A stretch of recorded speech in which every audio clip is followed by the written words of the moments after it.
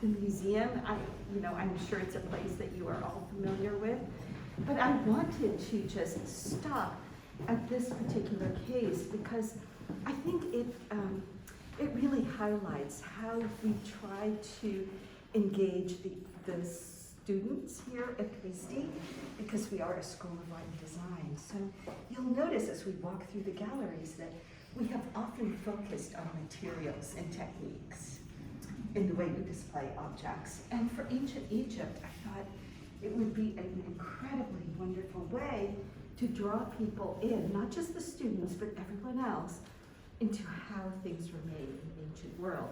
So I would love to start with the little paint box that you see, which is the object to the second from the right. So one in from where I am. And if you look closely at it, there are actually little pigment cakes on this piece. Now this was created about 1500 BCE, so we're looking at an object that is 3,500 years old, but it was someone's paint set. And so it is made of ceramic, but there are beautiful little pigment cakes. And if you look at it, you can tell that the artist who owned this object was particularly fond of blue. So there are reds, blacks, a white, and most of those are naturally occurring substances, just taken from nature, the world around them. But that blue was such an important pigment in ancient Egypt. It's called Egyptian blue. And it was the first synthesized pigment in the world. So they created, they used copper and other minerals to create this bright blue color, which in fact is still used today in cybersecurity and in medicine. So, because Egyptian blue fluoresces when you put it against ultraviolet light, you can tell when it is present. So it's obviously very good for security and for detecting objects that you put inside, like transplants. So anyway, it just goes to show that things that were created in antiquity still have relevance and utility today. But she's definitely worth looking at. So Mot is the goddess who wears the feather of truth on her head. And in fact, that feather of truth is the object against which every Egyptian believed their heart was weighed during the judgment, the final judgment. So if for some reason your heart was not equal in weight to the feather of Mot, you would not have a blessed eternity.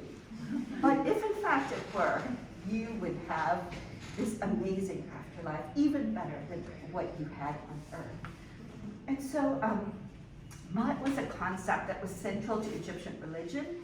They felt that when the earth was created, there was chaos, but still there was that one kernel of hope, and that was Mot.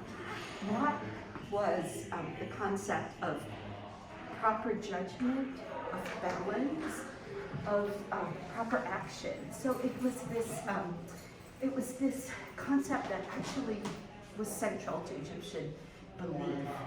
And so they personalized, they consolidated that concept into this figure of the goddess wearing the figure of truth. And if you look at her, she's really self-contained. She does look like a balanced, absolutely whole thing within herself.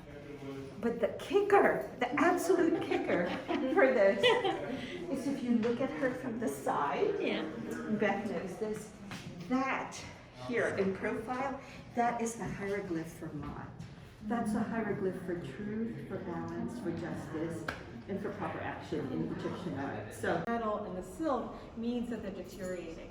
So while we do everything we can to conserve and preserve and stop the forces of entropy of things, disintegrating, these dresses are not salvageable at all.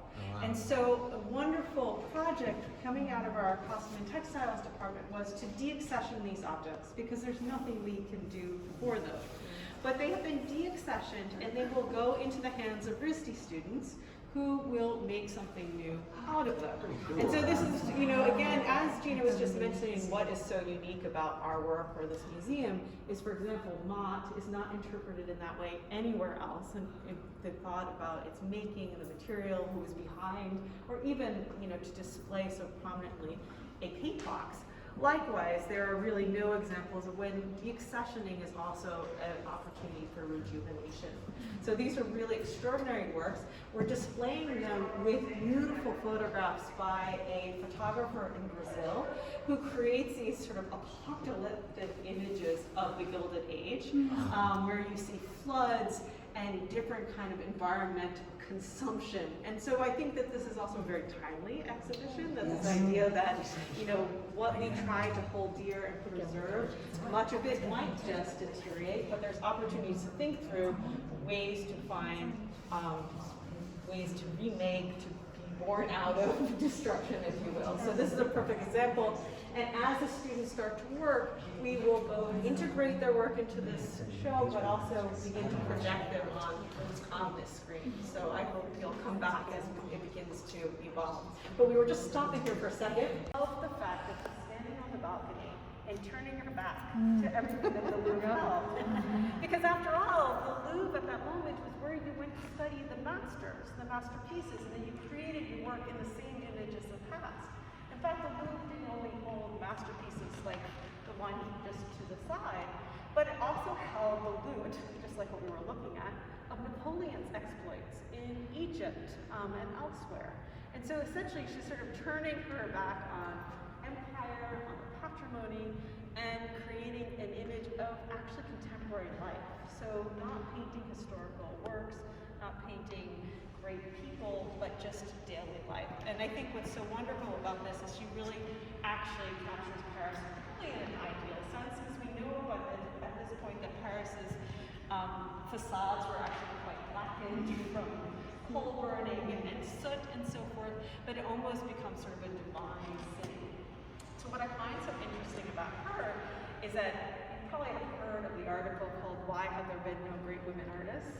It's a rhetorical question, because very often the reason why there haven't been so-called women at the par of men in the history of art is because they didn't have access to the same educational conduits or networks. And I think that in painting like this is super interesting within an art and design school to think about ways in which people still resourcefully access education and start their careers. So this is just one of my favorite works.